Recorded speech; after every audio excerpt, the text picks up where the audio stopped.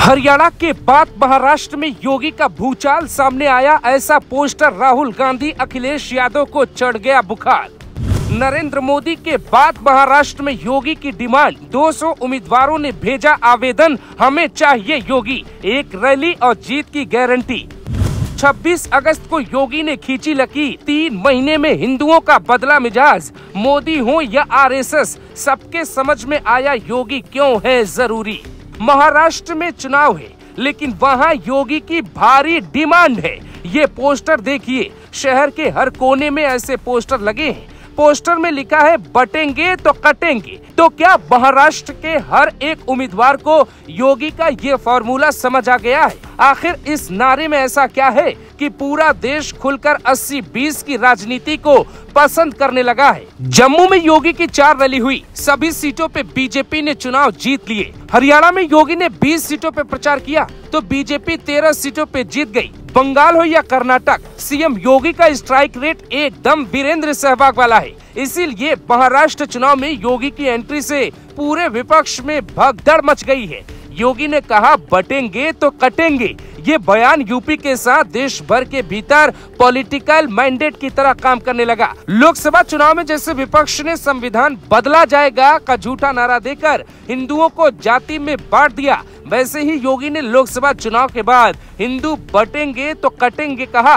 तो हिंदू एक हो गया। इसके कई उदाहरण हाल के राजनीति में देखने को मिल जाते हैं। बहराइच दंगे के बाद योगी के नारे का असर जमीन पे दिखाई देता है। इस बयान के बाद से ही अखिलेश यादव की बेचैनी बढ़ती जा रही है। बहराइच में हिंदू रामगोपाल मिश्रा की अंतिम यात्रा में जातियों में बटा हिंदू हिंदू करता नजर आया। मेवात में जहां दंगा हुआ, बीजेपी हारी जरूर लेकिन हिंदुओं ने बीजेपी को वोट दिया। बीजेपी यूपी के उपचुनाव में किसी मुस्लिम को टिकट देने से बचती रही। इसका भी फायदा बीजेपी ने देख लिया। कुंदरकी, सीसामऊ और मीरपुर सीट पे योगी का नारा ही जीत दिलाएगा। ये हाल सिर्फ महाराष्ट्र या यूपी का नहीं।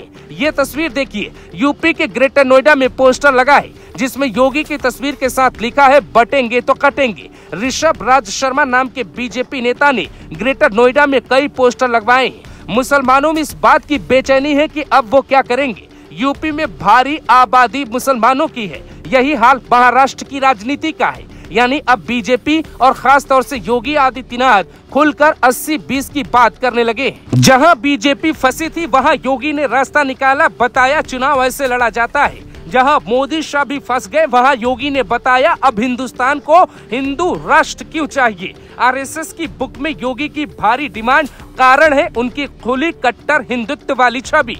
कभी पीएम मोदी ने कहा था योगी यूपी के लिए जरूरी है, लेकिन सिर्फ 2 साल के भीतर योगी देश के लिए जरूरी हो जाएंगे। ये बात शायद बीजेपी के नेताओं को ही पता नहीं हो।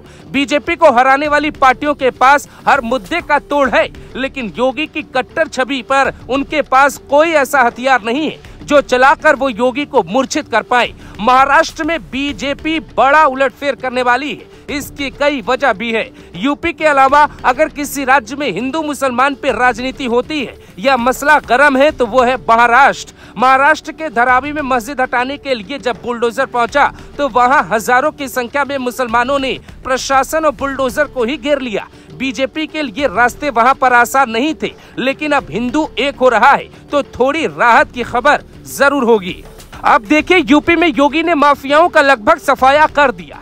उन्हें पता है कि अब माफियाओं का नारा छोड़कर हिंदुओं को एक करने की बात की जाए। इसीलिए योगी लंबे वक्त से हिंदुओं की एकता की बात करने लगे। वो समझा रहे हैं कि बांग्लादेश ऐसा हाल नहीं चाहते हैं तो एक होने का वक्त आ गया है। इरफान सोलंकी सपा का गुंडा विधायक कहा जाता था। वहां सपा ने इरफान सोलंकी की पत्नी को टिकट दिया।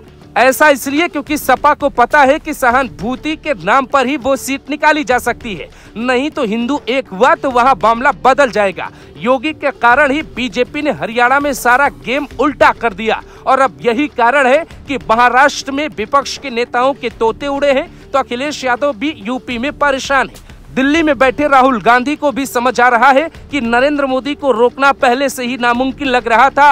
अब ये योगी भी आ गए और योगी को रोक पाने के लिए अभी कोई रास्ता विपक्ष को दिखाई नहीं दे रहा है।